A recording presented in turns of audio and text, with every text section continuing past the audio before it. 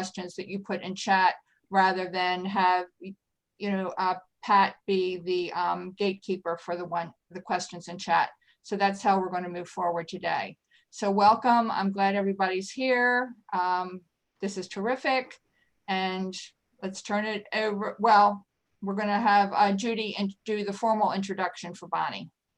Thank you, Pam. I think that Bonnie almost needs no introduction to all of us here in the Washington area because she's been a freelance editor, writer, recipe developer, food stylist. She's worked for 39 years as a journalist, spending most of her career at the Washington Post, where we've all had the great pleasure of reading her work. And she retired, sadly for us, in July of 2019 as the Post's deputy food editor, recipe editor. So combining all of those wonderful skills with lifelong kitchen interests, that led her to the newspaper's food section in 2004. And she oversaw the development of their online recipe database, which I know I, for one, consult with great regularity. So I don't want to really take too much time because I'm very, very interested in hearing from her. But her efforts did win honors from the James Beard Foundation, the International Association of Culinary Professionals, the Society for Features Journalism, the Association of Food Journalists, and the Maryland, D.C., Delaware Press Association, and the Society for News Design. So that is a really wonderful series of accolades, and we're greatly privileged to have us be our speaker for December. So let me please turn this over to Bonnie Benwick. Thank you. Thank you so much, Judy, and thanks, Chow, for inviting me. It's a big honor, and I was immediately intimidated because I feel like both of you, all of you, probably know much more about food journalism and what you've seen in the newspapers than I do since I've been around. But what I want to do is give you first a little brief background about how I fell into the business, and then the sort of information about food journalism that I'm going to talk about, I'm going to limit to newspapers because food magazines is a whole different universe, and talk about maybe some trends we've seen that are really positive and some that are not so great, and the sort of big divide that there's been between print journalism and online food journalism, which tends to be, to me, the gap tends to be growing a little greater all the time. So, and then I'll go through this brief introduction and history, and then if you guys have questions, throw them in, and like they said, I can see them on the chat, and I'd love to have as much back and forthing as possible. So, hop right in after I give you this sort of brief rundown of what I see as kind of highlights of things, particularly as it responds and pertains to the Washington Post food journalism that you've all come to know. So I was raised by a working mom. She was a nurse, and she would, when I was 9 or 10, call home when I got home from school and say, take this out of the freezer. She was a big proponent of frozen vegetables. I don't think I saw what fresh asparagus looked like until I was in college, maybe in my early 20s. So it took me, what I learned from, she wasn't a great cook, tell you the truth, but what I got from her was learning to cook in mass quantities and learning to make borscht from scratch, which my father came home and had for lunch almost every day, and learning to deal with one of the scary fizzy old pressure cookers that we all remember. I learned how to make beef tongue when I was 9 or 10 years old. That's like a huge memory to me. And I was always interested in things that were going on in the kitchen. I was an English major in college with a minor in art history. I had no concept of going into food journalism as a career. But when I started working for newspapers, when I got to the Washington area in 1979, I ended up working for a local company that bought the Journal newspapers in 1981, and they went daily.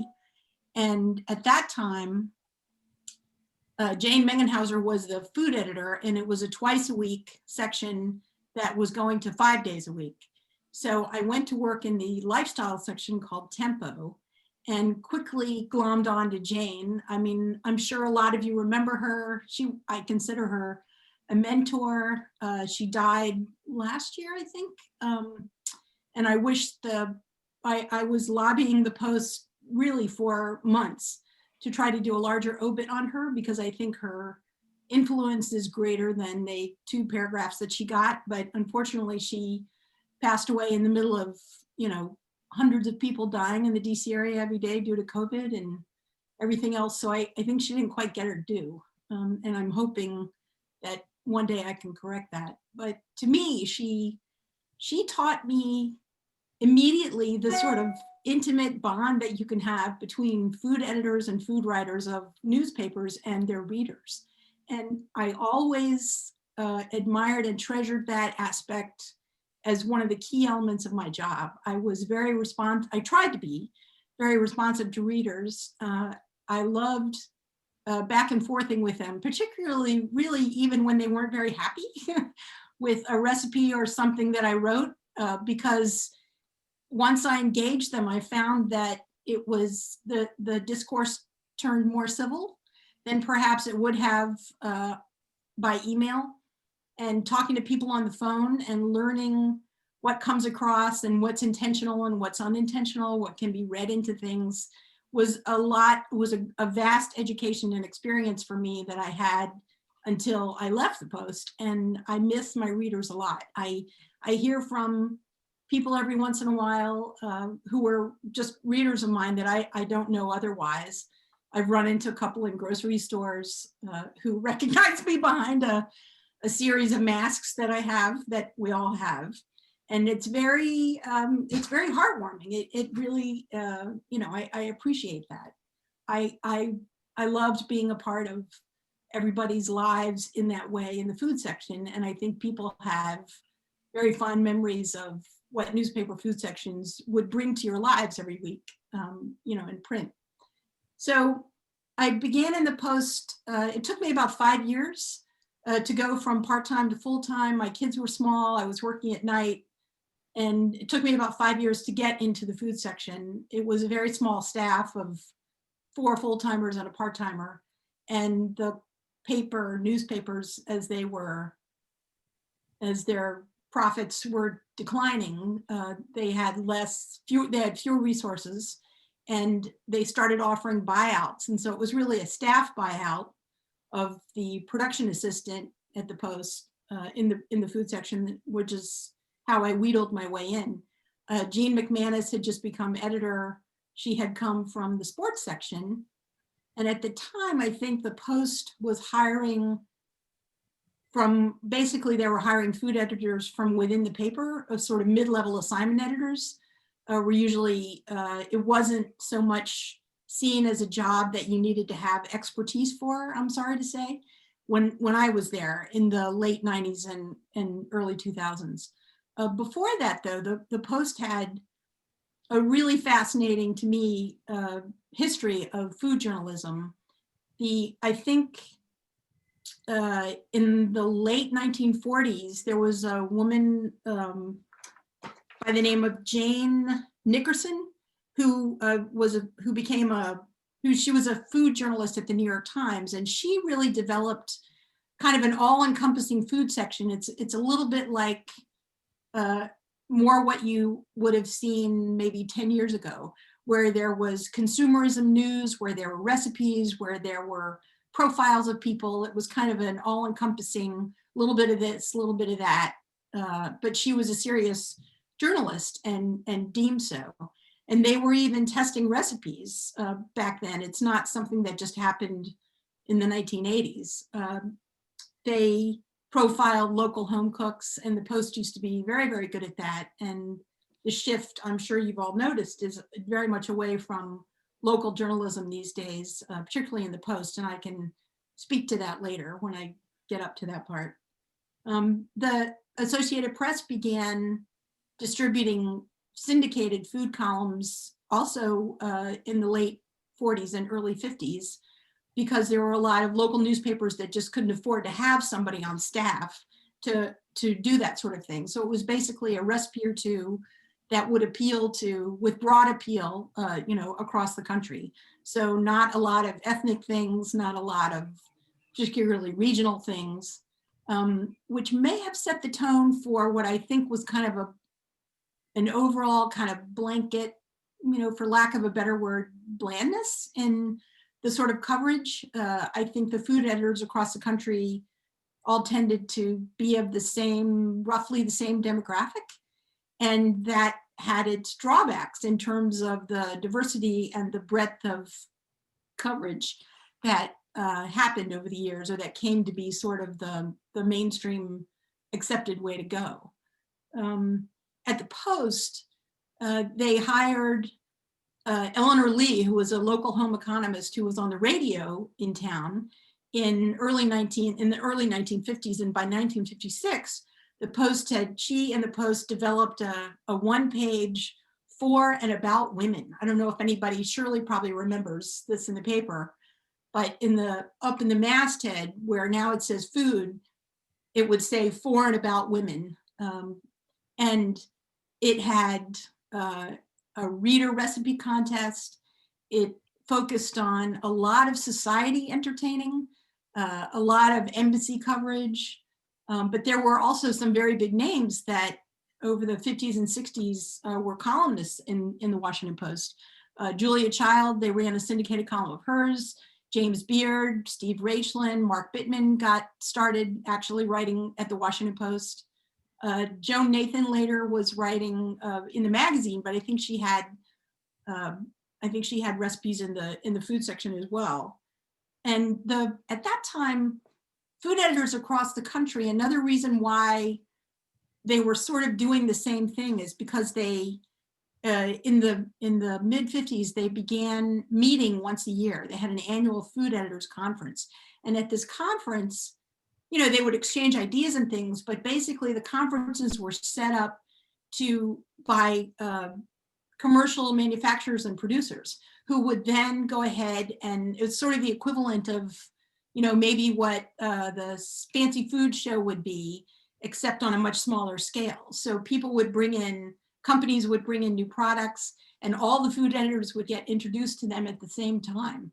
And they all went back and used the products or wrote about them. Margarine was this great big healthful food, believe it or not, going to be so much better for us than butter. And the advent of a whole lot of convenience foods that people like my mother was certainly grateful to have. And actually, I think those conferences started in the early 40s, not the mid 40s, not the mid 50s. And so, there's a society of food editors, certainly, but this was an annual conference that was put on by all those advertisers and marketplace people. And although nobody was crying about any kind of exploitation or promotion of certain products, at that time, the food sections came out twice a week and there was lots of space to fill. And so they would get recipes from commercial sources as well as, home cooks, as well, not so much from restaurant chefs at that time. But the food sections became really important sources of revenue, advertising revenue for a lot of newspapers. The Los Angeles Times had huge test kitchens and food and photo studios. And they used to send, a friend of mine told me that they actually sent their food writers on first class airline trips to go cover topics, all over the world. And when they had an earthquake, I think he told me, some things like fell off shelves and got chipped in the test kitchen, and they were just going to replace them all. I mean, there was sort of their revenues helped, help fund the rest of the newsprint whole as it is. And in the Washington Post, certainly you remember the food sections came out twice a week, and they looked huge because all those inserts that used to happen later were printed in the newspaper. It might be a 12-page food section, but you would open it up and you would see maybe the 4 inside pages were full page ads from Giant Food or from, oh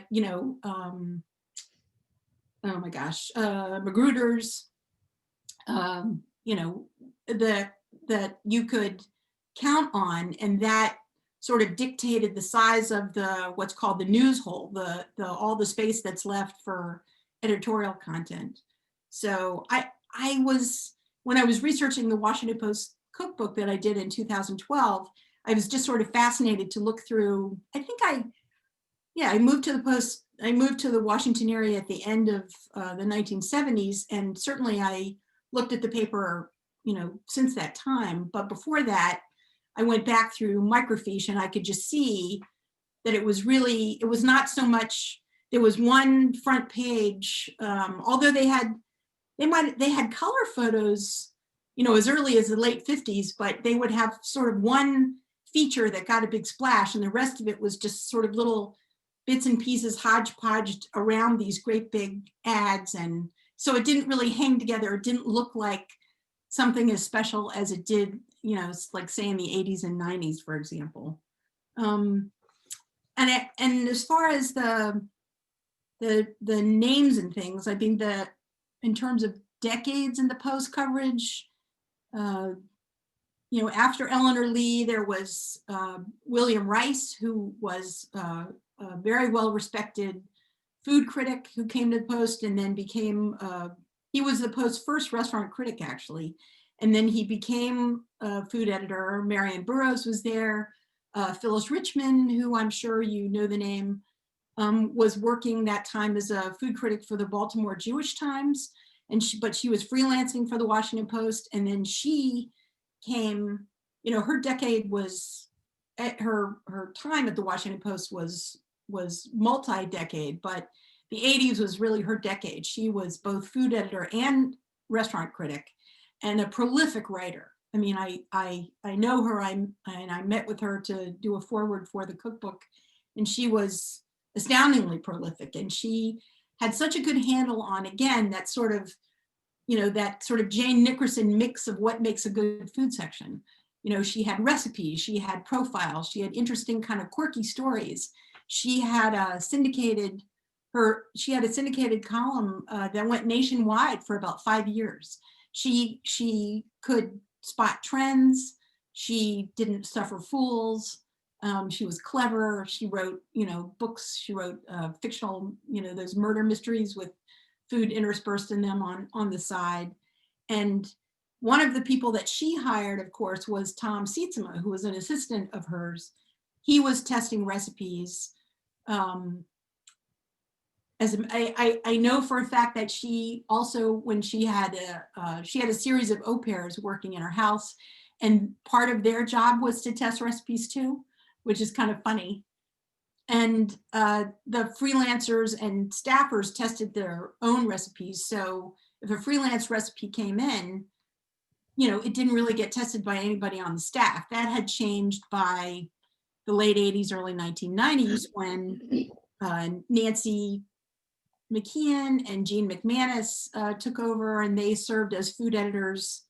The sort of focus of the section, I think, changed to much more practical, basic, lots and lots of recipes. I remember specifically there was one section that I opened up the page and there were like 40 column inches of squid recipes. I'd never seen so many squid recipes without a single picture in the newspaper before, but they were covering the landscape, and they were sort of retraining people how to cook after the convenience days, I think. And so they ran a series of how-to things like how to make a souffle. They got writers from the Academy de Cuisine, chefs and cooks, to run a long series. I remember that was in the food section. There was consumerism, sure. There was food safety, and when I was in the food section, I was Bob Wolke, who had a Food 101 column. It was food science and food safety, and I loved his column. And it was one of the things that I missed, and that I was always trying to wheedle Joe Yonan, the editor, into sort of not getting Bob back, but getting some content like that back in the section. And I failed at that, I'm sorry to say. But Phyllis would, Another thing Phyllis would do that I know that since she had this sort of national reputation, like she went on, when she would go on girls' vacations with people like Gloria Steinem, and then she would write about what they cooked together. And that was kind of dishy and fun and insidery stuff. And that sort of also went away with the coverage of the food section that was in the food section in the 90s. But the consumerism, particularly reported by Carol Sugarman, who I think is a lovely human being and is still working in the food world in Bethesda for a nonprofit now, but she was writing for a long time for Bethesda Magazine before that. I remember reading her about sort of everything to do with consumerism, and I thought she covered that really well. And these days, of course, there's even a food business reporter who doesn't report to the food section, but is on staff in the business section. Her name is Laura Riley, and if you've been reading her work, I think she just did a big feature on how a particular farm was functioning in the pandemic and what it meant to small producers. But she had won a Pulitzer for her work at the Tampa paper for her farm to table series about how restaurants were touting things as farm to table when they really weren't. And she's a really smart cookie. And so I think they're wise to have somebody covering the business end of food. I mean, these days, food, as you know, there's just an endless amount of interest in all facets of food, in the making of it, in the eating of it, in the producing of it, in what's happening with restaurants these days, particularly in the pandemic. So nothing but readers. I looked up, the Post used to run, except for the 40 inches of squid recipes times, they ran an average of 19 or 20 recipes per issue. And these days it's about 6. So some of that has to do with food photography. One of the things, I came to food in 2004, and one of the first things I wanted to do was get more pictures of food in the paper. It was about the time when cookbooks were concentrating more on food photography, and people responded to, in food magazines, photos of food. You would look at it and you would say, I really want to eat that, or I really want to make that because it looks so good. So I tried to promote that and get that going with the freelance photographers, setting up a proper studio at the Post. It took years. And I think my early efforts, which are still gracing some recipes in the recipe online database, don't look very good. I'm not very proud of them, but it was a learning experience. So when I was testing the dishes and also making them so that I could shoot them for food photography for the paper, it was a huge learning curve for me. And I got better at it, but probably not as good as what they're doing these days. Other things that I did there, I took over the Dinner in Minutes column. It had been sort of a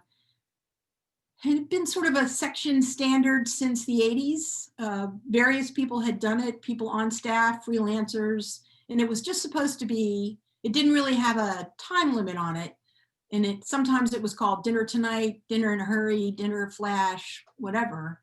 But the bottom line was it was just one recipe that you could do that wouldn't take a whole lot of effort, that was just a weeknight dinner that somebody could get on the table for their family. It was almost always 4 servings or more.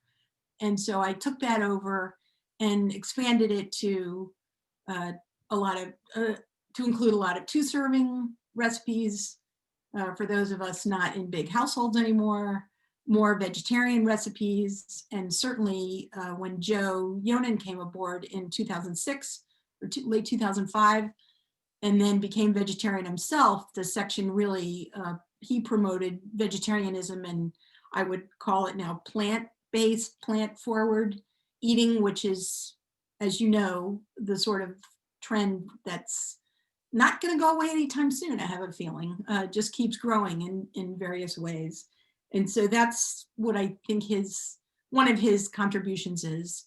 He wanted to get fun back into the section. He we came up with, there was a very, very brief time where Judy Haveman, another inside hire from the paper, took over the section for about a little over a year. And I worked under her, and it was her idea to come up with the cookie section.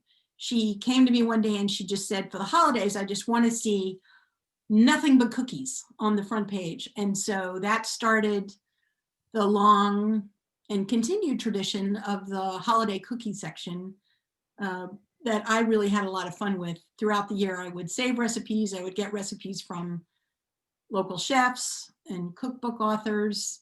I also had become a member of Les Dames d'Escoffier, and I was a shameless promoter of my fellow dames' recipes and cookbooks and exploits, and tried to get as many of them in print as I could. And nobody ever called me out on it, so that was good. Trying to think of what else I need to cover in terms of the post. Probably voraciously. There are, in 2017, actually before that, the shift, and when Jeff Bezos bought the Post in 2015, it was clear that he wanted to shift the focus from local coverage to national coverage, because that's where the audience was. And the audiences that he was after are online, not in print. Print wasn't going to go away, but it took a bit of a back seat. And that's where I think some print readers, and certainly readers of my demographic, felt a little disappointed with some of the coverage, because the food section staff was small, 5 people, and a lot of the effort went toward online voraciously. Voraciously is what's called a vertical online, which is a sort of a subset of the food section. When you call it up, you're getting, they tried to pull in younger readers who don't cook on a regular basis. And so they really started from scratch. The first features were about how to hold a knife, how to cut an onion, what different eggs did for recipes, different types of sugars and what they did. If you step back and you look at food sections over the years and food newspaper journalism, it's kind of a cycle, right? It mirrors trends of how our lifestyles are. There have been generations who know how to cook, and there are generations who don't care about cooking at all. There are generations who take advantage of every bit of convenience, and they don't really know how to do something from scratch, like a basic mother sauce. And if you say the term mother sauce, maybe somebody doesn't know what that means. And there are other people who have been in it all the time. So to reach out to a much broader national group of readers, they started voraciously. And it was also deemed that the recipes needed to be very simple, more accessible than what we had been featuring in print and online. And so some people look at it as a dumbing down. I looked at it as a challenge. For the Dinner in Minutes recipe, for example, they asked me to do something that would be in line with the Voraciously mission. And so I created a pantry of a little over 100 items. And we're talking about oils, just condiments, frozen things, anything that you would have on hand, that most people do have on hand already. But the premise was that every recipe that I developed for Dinner in Minutes, or that I found, or that I adapted, you would be able to, if you had what was in this pantry, you could come home and make anything. You wouldn't have to shop in advance. I remember once we did some Google trending research, and at 4 o'clock, the majority of people who were working online were Googling, what am I going to make for dinner? Which I thought was very funny. So this was in response to that.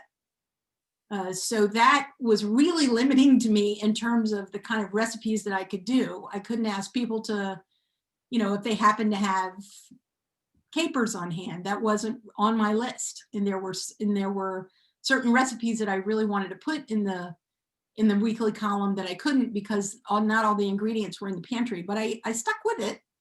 stuck with it for a couple of years, and it was challenging, but it was fun. And so built a library of recipes that I think, you know, I hear from people every once in a while that they can still use in that way. And so that's good.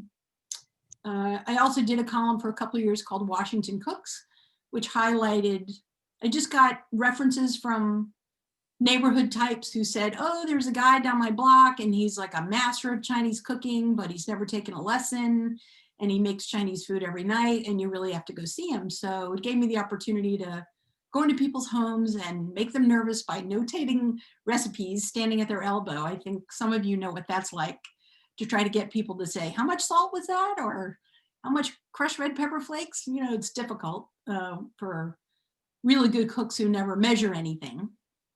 But I learned so much, and I learned not only their specific skill set and recipes, but I also got more of an intimate glimpse about what's really in a home kitchen. I never went to culinary school.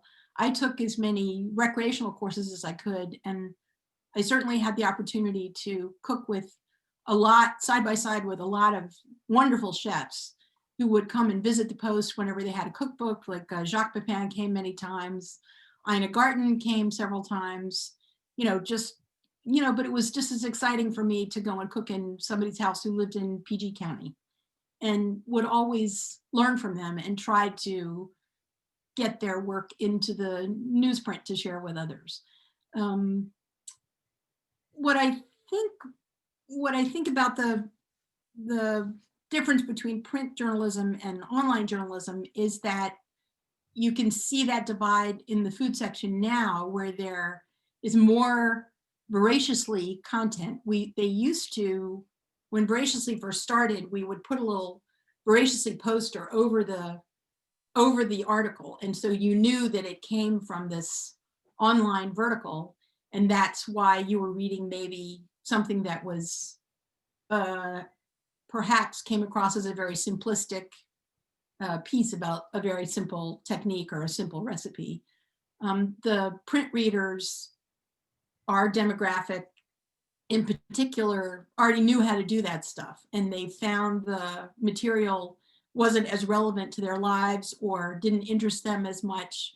But at the same time, the staff was really responsible for putting out as much content as possible.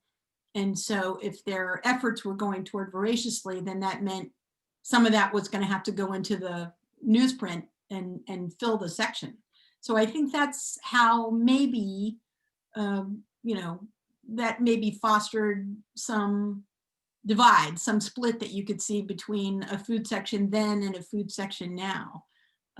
But these days, I think, you know, online, I think the Post readership grew 20-fold. I mean, there was no question that it was the right thing for the online presentation, and they've gotten very good, much better. You know, we had video for a while, but not, I don't think they're doing videos. They don't have the capability or the resources right now to do as many videos as we were doing in the beginning.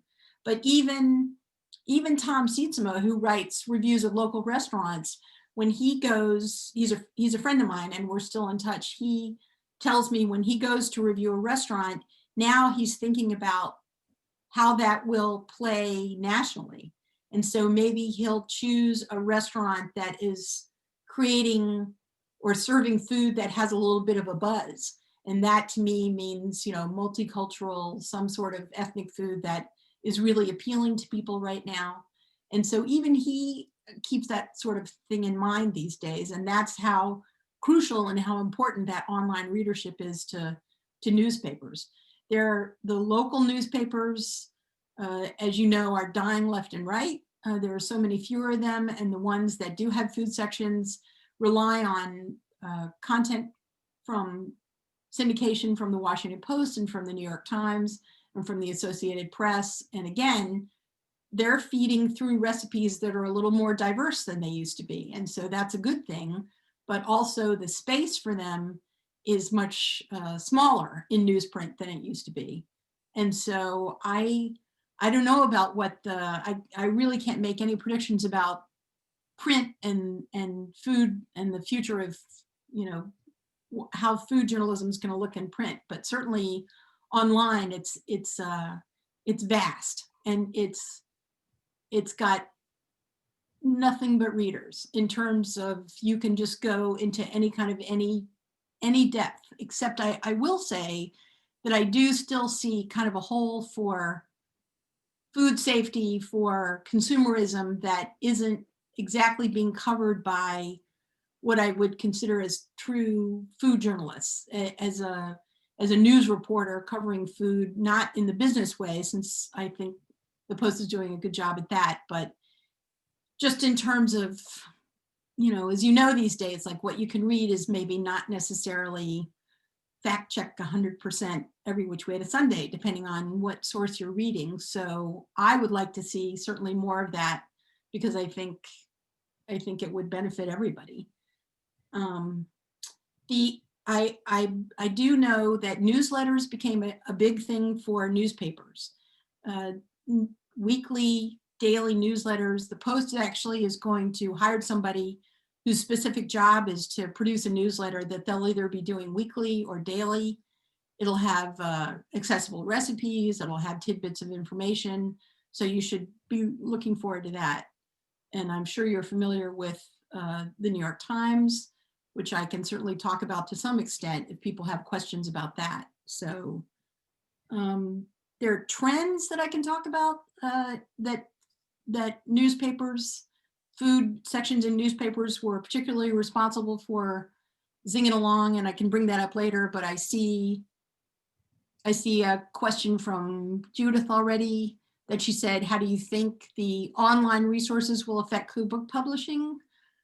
This was a huge year for cookbooks. Cookbooks are more popular than ever. There are more of them produced than ever. The big news is as a result of the call for more diversity in voices in people who get cookbook deals, is that I think starting this year and onward to the next several years, you're going to see a much wider range of people getting cookbooks. It was, I think, in this past decade, certainly food bloggers had built audiences. They had built-in audiences, and so it made it particularly attractive to publishers, cookbook publishers, to use them as sources. I'm thinking of maybe Deb Perlman as a primary example of Smitten Kitchen, where she had hundreds of thousands of followers, and then it meant that her books quickly became very, very popular. And she knows what she's doing, and she spoke to a certain audience, young children, young marrieds, people in their 30s who weren't afraid, who maybe weren't as thinking as creatively with, very accessible ingredients that were around the house that Deb seems to have a particular talent for.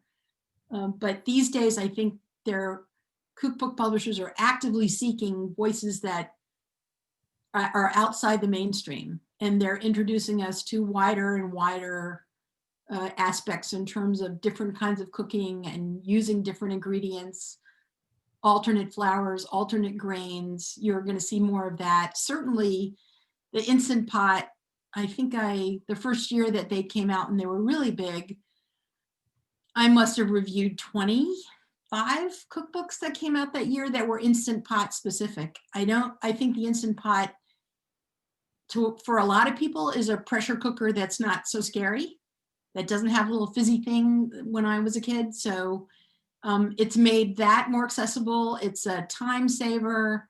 I don't think it's going away. I don't think it's a fad. The air fryer, I'm not so sure.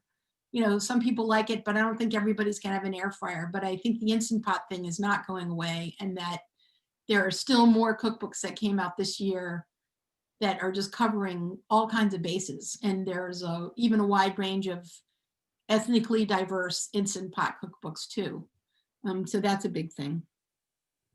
I think there's also a move, particularly in light of, I don't know if you guys are familiar about the Bon Appetit. I said I wasn't going to talk about food magazines, but there was an issue with staff, not only staff diversity, but making sure that diverse members of their staff were getting proper credit for recipes, for developing things, for the knowledge that they brought to the staff. And so the post food section is already a little bit more diverse than it ever has been. Pretty soon, starting, it'll have its first Black male food reporter. He's a blogger. His name is Aaron Hutchinson. He's a recipe developer. He's got a big following, so that's a plus. He lives in New York, but I think if the people ever get back to the newsroom, that he will move to the DC area. They will expect him to. And it'll be a different voice. It'll be somebody else who's in food, looking at food from a different perspective. I wish in my tenure I had been better about including more people, more writers of color, more recipes that had to do with people of color. It's not something that I ignored, but it's something that I sort of put into a slot, I think, like a lot of food editors of my ilk. I remember calling Dr. Jessica Harris at some point and asking her to write about, you know, the Juneteenth holiday or something. And she said, I'd be happy to, but why are you just calling me about this? Why not call me about, you know, mashed potato recipes? And I didn't have a good answer for her. So it's just it's a mindset. It's something that I think is changing. And I think that's a good thing. I would like whatever newspaper food sections are left to reflect more of America than we've seen in the past. So I think the Post is also, they've already hired the person to do the newsletter is a former pastry chef. Her name is Daniela Galarza. She also has a pretty good social media following, and she's a chef. She's a trained chef. And so she brings a depth of expertise to the section that also hasn't been there in not that you have to have a culinary background like that, but I think it's really helpful in understanding, you know, in troubleshooting, which is a lot of what we used to do, in getting calls and emails from people saying, you know, this isn't a recipe I got from you, but it's not working. Can you help me? That sort of level of being a resource for readers is also something that I miss, and something that I think food journalists and food sections will always be good for, as long as they'll be around. So I'm ready for more questions. Who's got questions for me? How am I doing? Blah, blah, blah. You're doing fine. Okay. There's another question for you. Okay. So this is, with so many blogs and food sites on the internet, are there concerns with copyright, even the Post website? As you know, all you cookbook authors out there, copyrights are tricky things with recipes.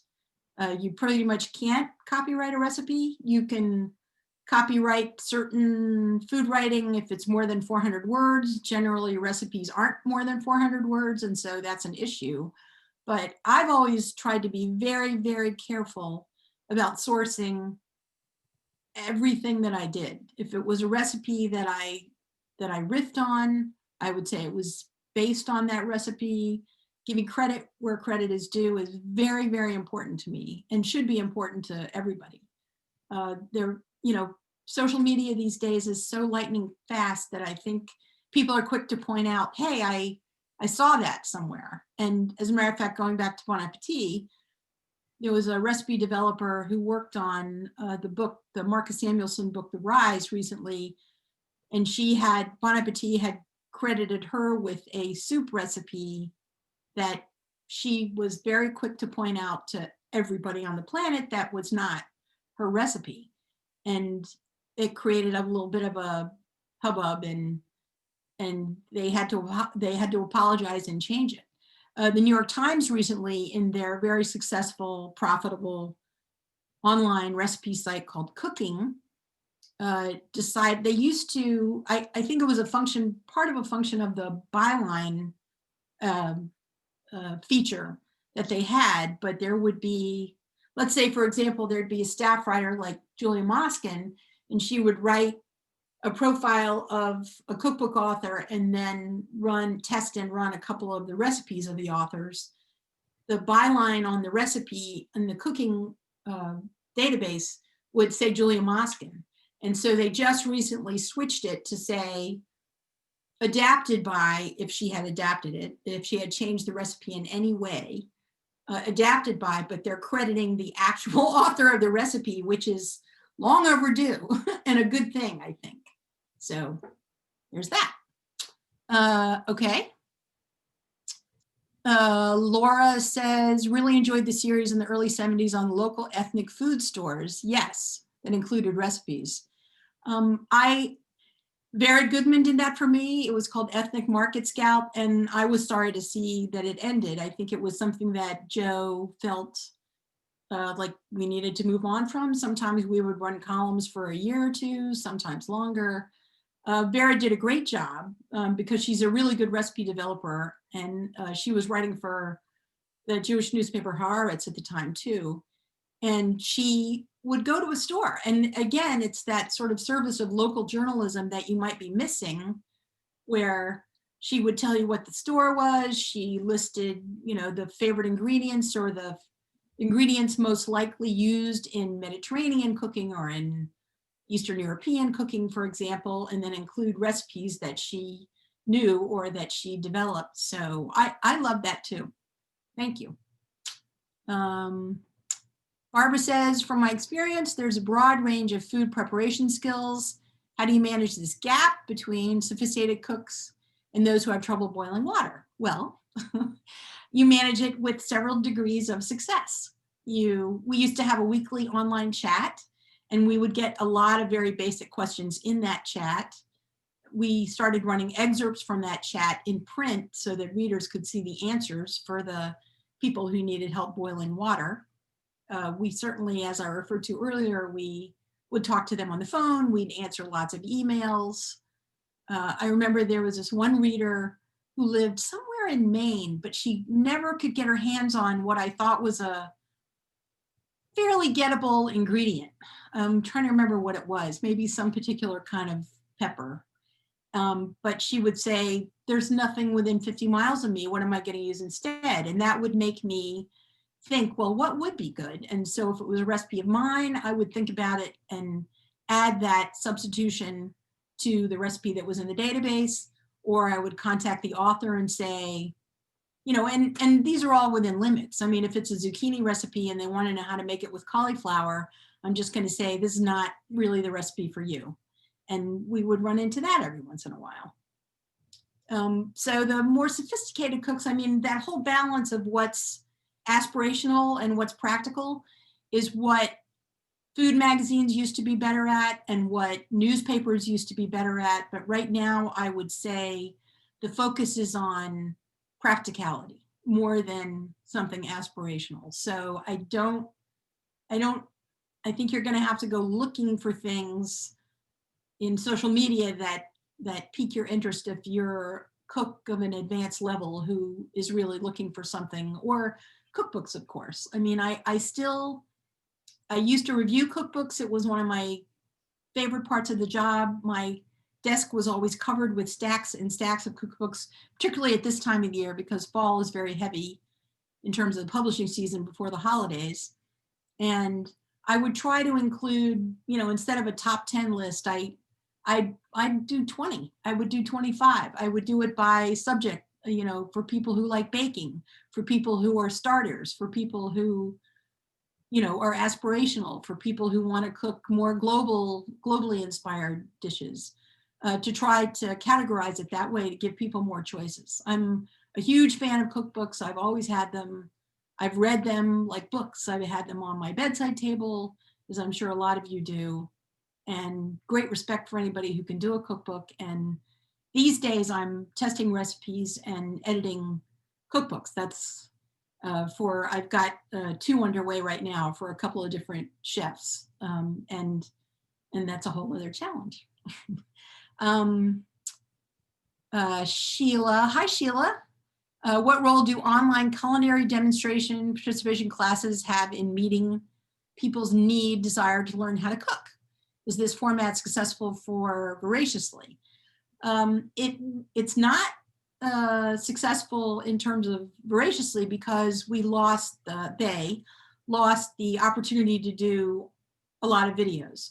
We were doing them in the beginning, and right now, certainly in the pandemic, they don't have access to the kitchen. Nobody's in the building except to run in and out and get props every once in a while, but nobody's cooking there, and they're not even shooting food photography there. So the online instruction, particularly classes I've taken and that I've seen locally, Domenico Marchetti is a big favorite of mine. I mean, there's an endless array right now that's online that you can pay for, but there's a lot of things that are free, and I think they're terrific. It doesn't take a huge setup. Susan Barocas is someone else who's really come along and is doing her bit to sort of promote Sephardic cooking, vegetarian cooking. I love her recipes, and you know, she doesn't have a big kitchen, she doesn't have a huge setup, and they're still very successful. She's doing it for Lilith magazine, and I personally love them. I'm not quite sure how they translate to food newspapers, and particularly the Post. The cooking videos through the New York Times, and I know the New York Times hired a ton of people, new editors and such, for the cooking section. So the online section, so I would predict that their cooking videos, which you have to pay for, the cooking site, the Washington Post is free if you're a subscriber.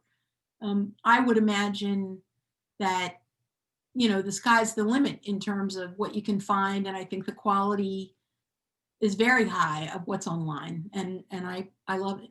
I mean, everybody who's doing it, for nonprofits, for profits, I think food is and cooking is such a visual medium. That's why I was looking for more food photos in the section, and why I particularly liked, for intricate recipes, step-by-step how-to photos, because I think pictures really worth a lot, in addition to a good recipe, well-written recipe.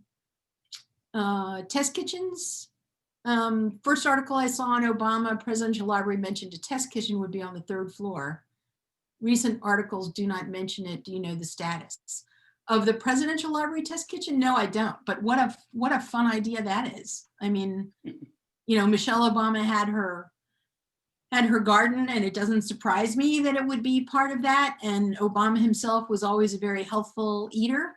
They had Sam Cass as an advisor, a chef, who guided them, and she promoted that in a way that a lot of first ladies hadn't done before in terms of healthful eating of kids. I know that I used to edit the Kids Post section of the Post, used to run the results of the First Lady's kids recipe, healthful, I can't remember the name of it right now, but the healthful recipe component, to promote healthful eating in kids and get them to write their own recipes. And some of them were pretty good, I have to say, I remember. And then I also, locally, I would serve as a judge for Real Food for Kids for several years, in which there were school teams of kids that came, and they were given a very strict budget or a limited amount of ingredients and told to make a breakfast food or a lunch food. And there were some surprisingly good recipes that came out of that. There was a frozen fruit salsa that I'm still making, actually,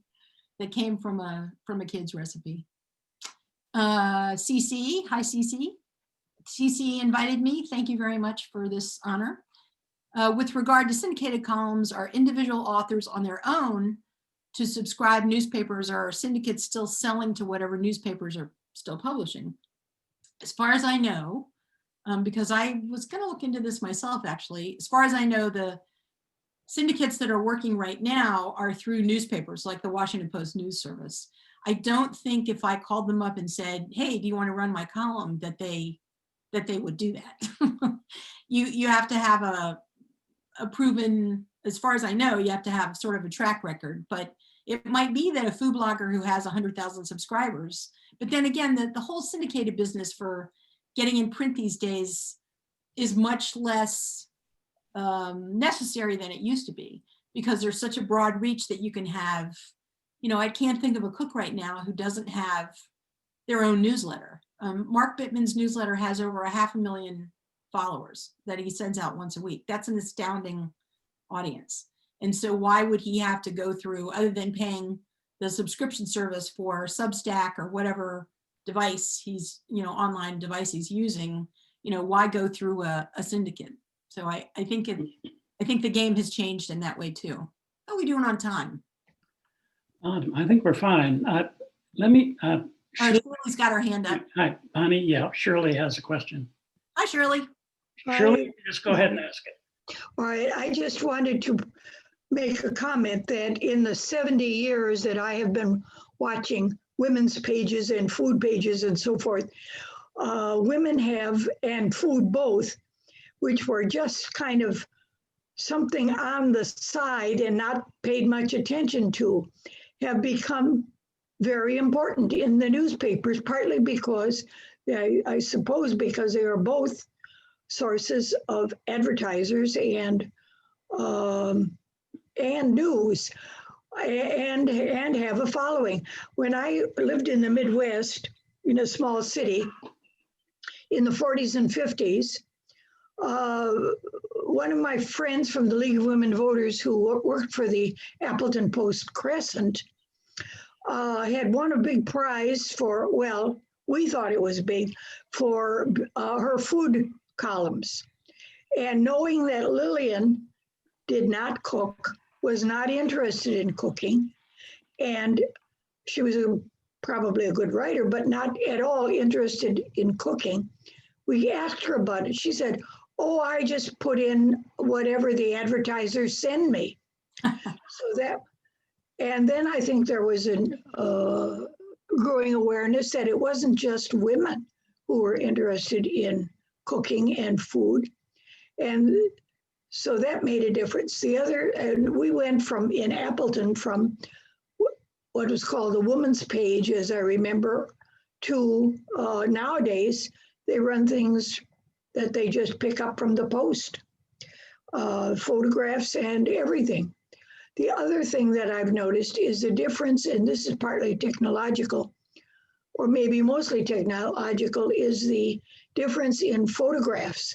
I can tell by looking at a photograph in a cookbook whether it was done before or after the 70s. Up until about the 70s, the colors were kind of harsh and, bright green, bright orange, bright yellow, etc. And then after that, what with the development of photography technology, all that has changed a lot and made everything much more pleasurable. So those are just my two comments, that's all.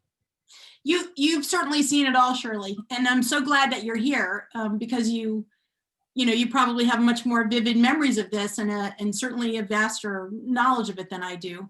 I remember looking at those old pages of the Post, and there were like ladies' luncheons. Everything was on a silver tray, and there were a lot of molded salads. I mean, I personally am a big tomato aspic fan, but there was more aspic than I think people were actually making at home.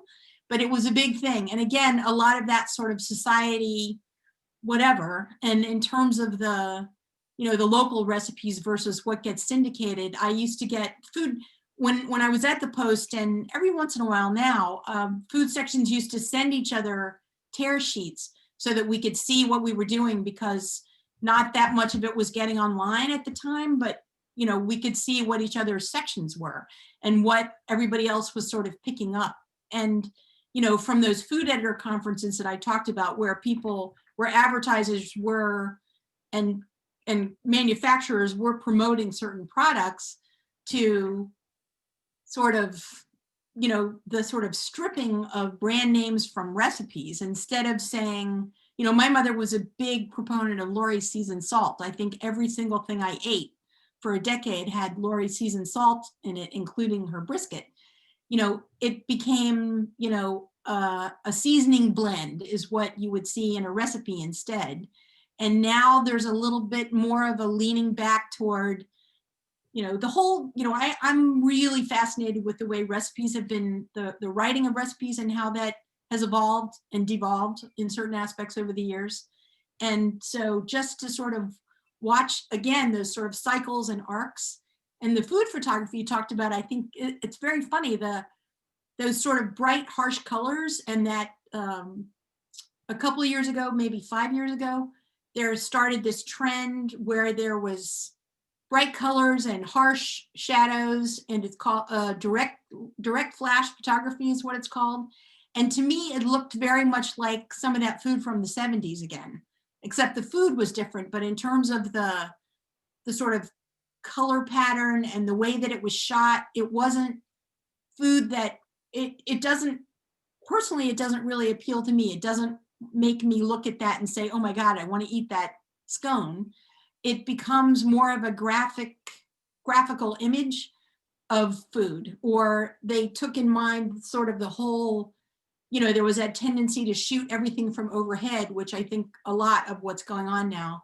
I've had conversations with Sarah Moulton, for example, who just hates, she said every cookbook she opens up and she sees overhead, overhead, overhead, and it's a round plate and another round plate and then another thing and another round thing. And every once in a while, they'll throw in a square thing or they'll take things off the plate. And there was a trend where everything that had a spice or confectioner sugar was sprinkled all around the plate in addition to on the plate, so that it looked kind of silly, kind of a little bit messy. Like maybe we're not really doing that at home, but at first, a little bit for a while there, it looked really good. And then it got overboard. And it's to me, it's either a cycle or a pendulum that sort of swings back and forth. Now I'm seeing in the cookbooks that I'm reviewing, in the galleys that I get that are all online now, by the way, I used to get them in galleys in print, and now I just get PDFs of cookbooks.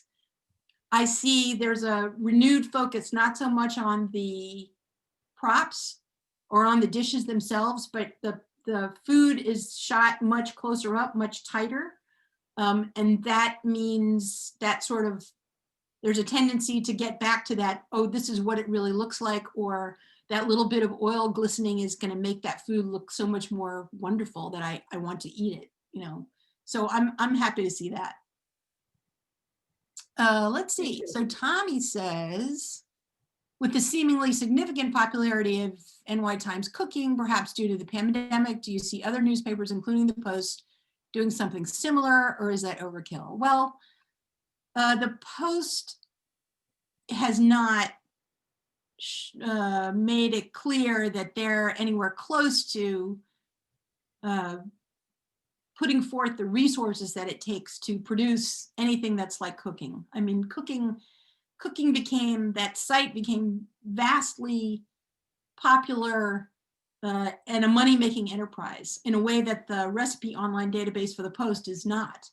It not only has more recipes, although it started later than the Post, but it has videos and it has links to a lot. It's just there. It's curated a lot better, I would say. There's more. It's just a question of resources, really. If somebody at the Post decided that was going to be a money-making venture and they put the effort to it, I'm sure the Post could do a bang-up job. But right now, I can't really see it happening, particularly with the pandemic and the way things are. Food sections, I think, newspaper advertising went down. Even the shift from when I said newspaper food, like newspaper advertising, food advertising in general, used to go into the section, and then it became an insert, its own section that got printed, that was still being printed by the newspaper, but for less revenue.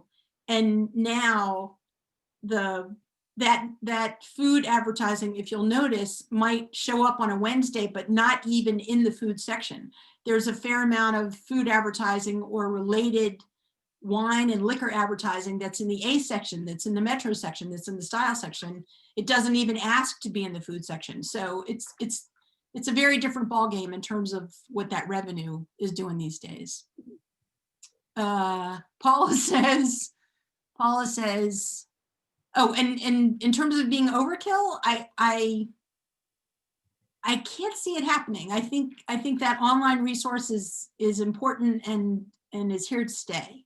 And as only more people can have access to the internet, not fewer.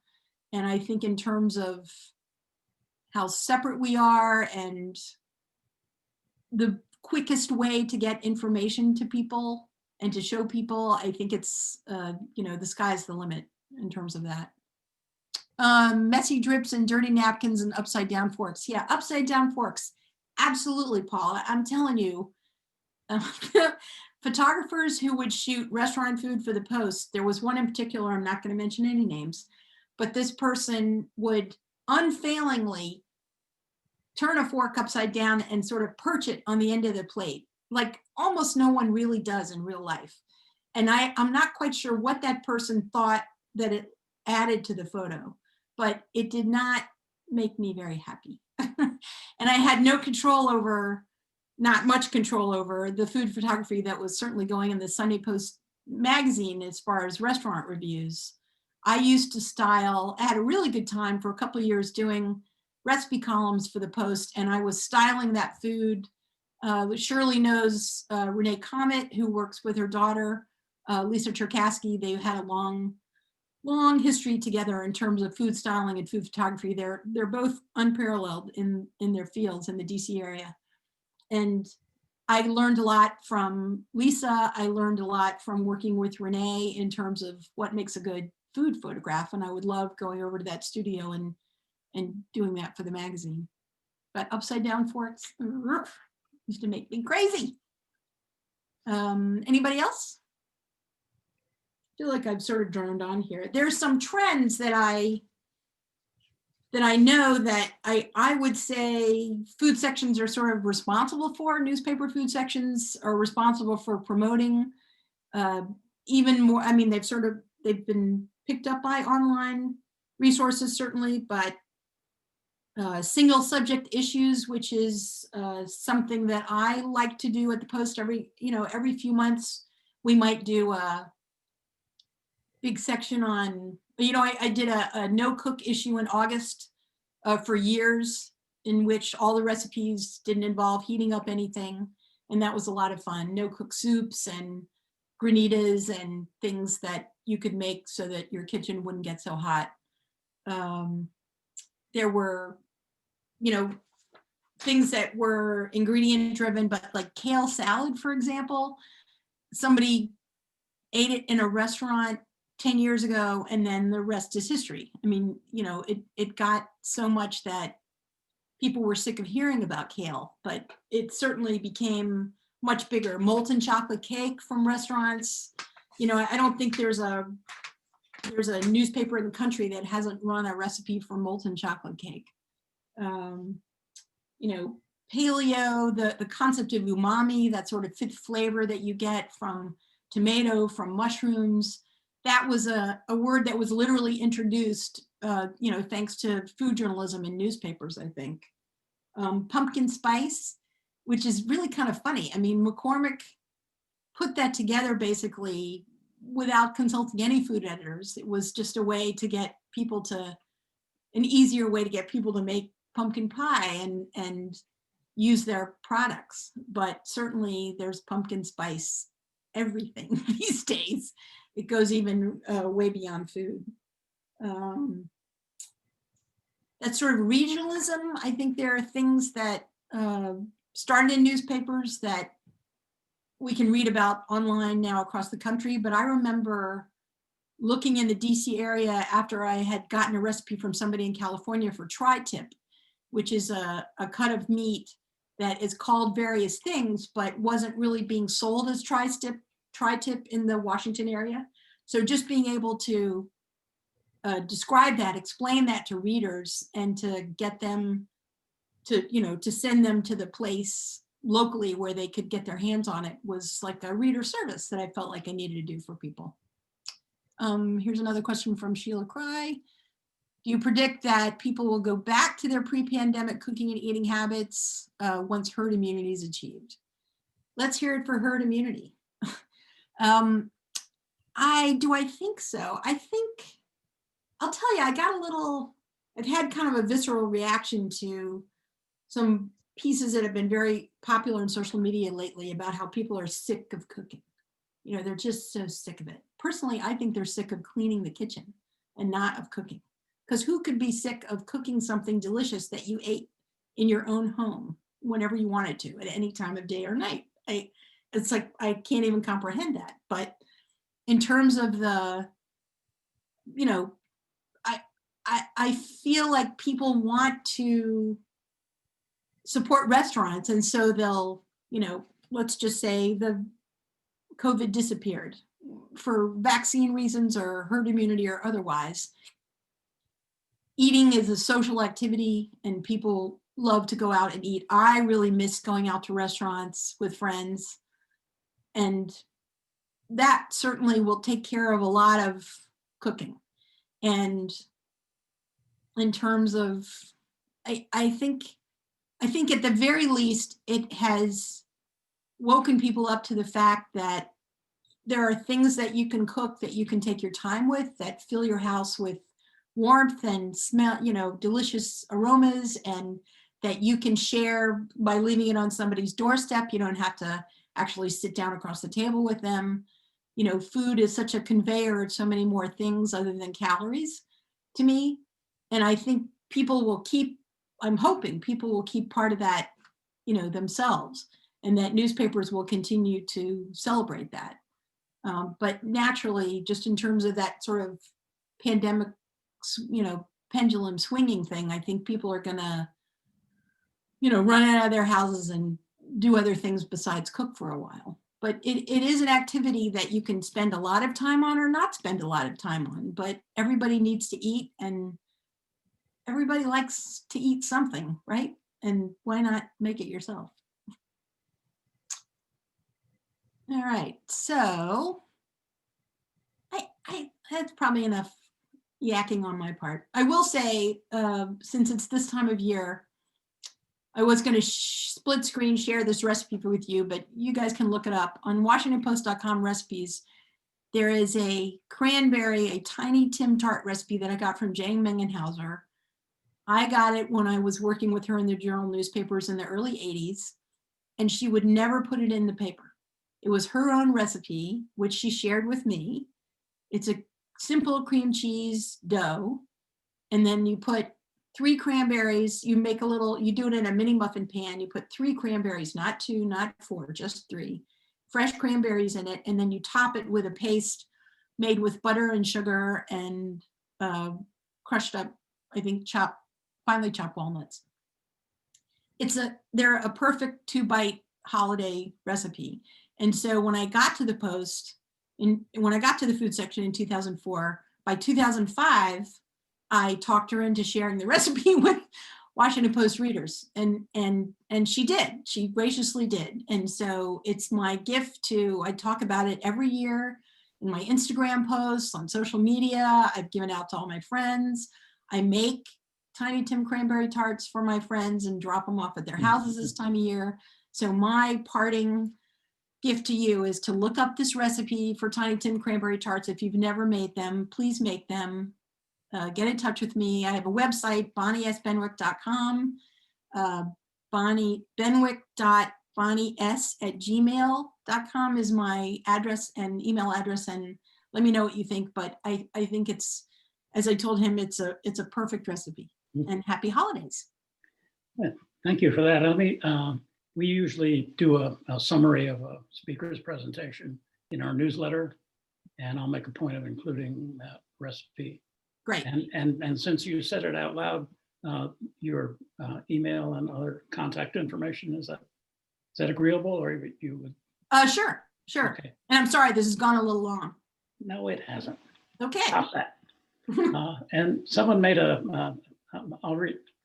Cece commented on being grateful that this whole Zoom technology is working so successfully for CHow.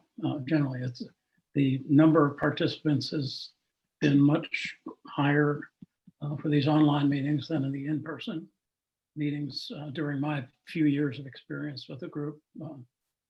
And it's certainly not the result of any great skill that I bring to the thing. Just be willing to click this box, and if that didn't work, figure out something else to do. And I think it has it's a nice testimony about how adventuresome Chow folks are. They're not scared by this. They can click on an icon as fast as the next guy. So I'm done. Pam, I think that we'll turn the meeting back over to you. You're the boss. That's why we hired you.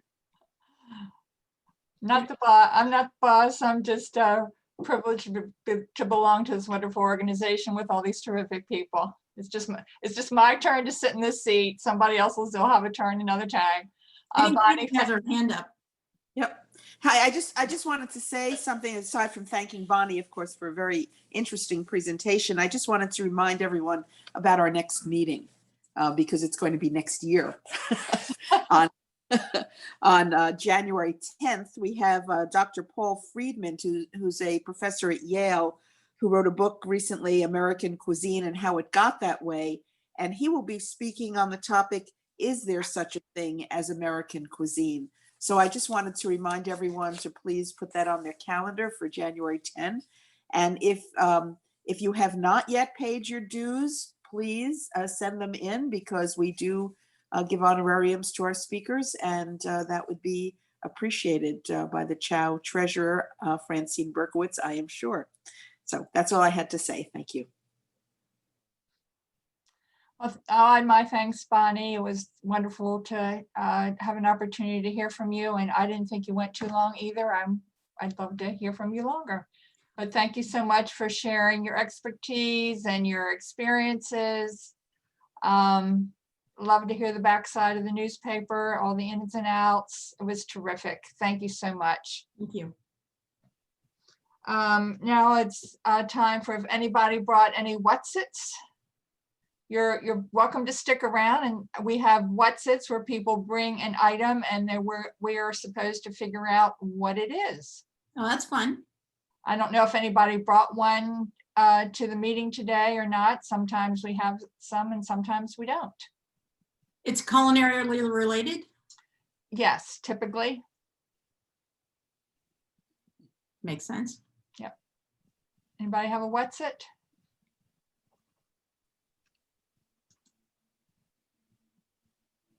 I do not see anybody holding anything up in front of the camera. Oh, Sheila has something. Sheila, do you want to unmute yourself so you can tell us a little bit about it? Okay, and we'll have to share the screen, Sheila. So this is my what's-it, and you see it has rings on it. And I bought it recently. I haven't really used it too much, but what do you think it is? It has a nice Mexican design. hot chocolate. Exactly. Who said Yeah. that? Karen Brown. It's the Molinilla, and they come from Mexico. There you go. They were the original whisks. The original whisk. Okay, and I found out about it when I was taking a cocktail class from Alba Huerta with the Williams-Sonoma Beverage Academy. And she adds aged tequila to her Mexican hot chocolate, makes it a cocktail. Sounds potent. Sounds. Can you sounds show how to use it? Like this. Rotating. Yeah. Yeah. It's hard work to get a froth on anything doing that. I'll bet. Yeah, I like my immersion blender. Yeah. Much quicker. Thank you, Sheila, for sharing that. Welcome. Does anybody have any announcements for the group? You raise your hand and then Pat can help unmute you if necessary. I don't know if this qualifies as an announcement. I wanted to know that I followed up some with John from the last meeting about possible tours of the market in Baltimore or at the restaurant. Both are possible. I don't know how practical it will be for us. The market opens on Saturday at god awful early in the morning. And the capacity at the restaurant at Gertrude's in the Museum of Art is no more than 6 at a table and no more than 10 total in a group. But he's absolutely happy and enthusiastic to host us either for a walkthrough of the market and or brunch at Gertrude's whenever we are willing to do it. I can pursue that more specifically if we think we can get together a group of half dozen, or if there are people who want to get up the crack of dawn and drive to Baltimore. I'm not so confident that many people are as crazy as I am to do that. But that's all. I haven't gone beyond asking him about the mechanics of it. So if we can chat about it just amongst ourselves by email or whatever to see if it seems like a practical thing to pursue now, or if we want to wait till spring and hopefully less restrictive gathering limits. Would you like folks who are interested in this to email you directly? Oh, sure. Yeah, that's fine. Okay. I mean, I heard just the other day that Baltimore has actually, not that, I don't know that anybody really wants to go right now, or they do, but I heard the other day, just recently, that the mayor of Baltimore has tightened down the restrictions on restaurants. So that might not, if anybody wanted to go like next week or something, that Yeah. would probably not work anyway, because he's really tightened down restrictions on restaurants. Well, the museum itself is currently, the status is it's timed and scheduled Yeah. admission. So, all right. So it doesn't seem to me like it should be an action item. Just we'll let you know that I went up and had just a delightful time at the market. So that by itself is a good single person trip. Yeah, the market I expect would remain open during COVID, because market would be an essential service. But yeah, let's and Okay. Yep. That's all anybody from who's me. interested, email Pat and see what the group is interested in doing in terms of timing and what kind of COVID restrictions remain in place that may have any implications on group size and people's interest in going.